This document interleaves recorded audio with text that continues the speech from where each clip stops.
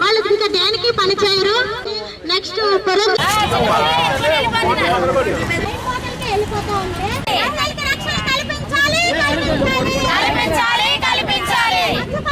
మహిళలందరికీ మా సమైక్యాంధ్ర జేఏసీ తరఫున, పొలిటికల్ జేఏసీ తరఫున మా మహిళలందరికీ కూడా ప్రత్యేకించి శుభాకాంక్షలు తెలియజేసుకుంటున్నామండి.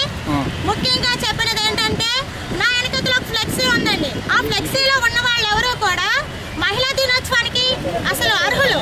ఎందుకంటే అర్హులు కానే కారు. అర్హులని మేము ఇంతవరకు అనుకొని వాళ్ళని అందరూ ఎక్కించాం. ఇప్పుడు తెలుసుకున్నది ఏంటంటే వాళ్ళు అనర్హులు అని. ఎందుకంటే వాళ్ళు అసలు మహిళా దినోత్సవం జరుపుకోగలరా? ఎందుకు జరుపుకోవాలి?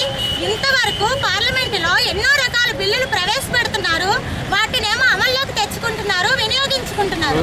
కానీ అంటే మహిళలు ఓటైతే కావాలి, కానీ కేవలం మహిళలని ఏ విధంగా చూస్తున్నారంటే ఒక ఆట వస్తువులో చూస్తున్నారే తప్ప వాళ్ళేమి మహిళల కోసం ప్రత్యేకించే శ్రద్ధ తీసుకోవటం లేదు.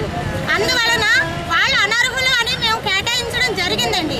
వీళ్ళు మేకప్లు వేసుకొని షాపింగ్ మాల్లకు వచ్చి రిబ్బన్ కటింగ్ చేసుకొని అక్కడితో వాళ్ళ పని అయిపోయిందని వెళ్ళిపోయారే తప్ప ఏ రోజైనా మహిళల కోసం ఏం జరుగుతుంది, అసలు ఎన్ని చట్టాలు ఉన్నాయి, మహిళల అమల్లోకి ఎన్ని చట్టాలు వచ్చాయి, నిర్భయ చట్టం గొప్పింటి వాళ్ళ చుట్టం అయిపోయింది. ఈ చట్టాలను ఎందుకు అమల్లోకి తీసుకురాలేదు అని మేము మరొకసారి మహిళా దినోత్సవం సందర్భంగా అడుగుతా ఉన్నామండి.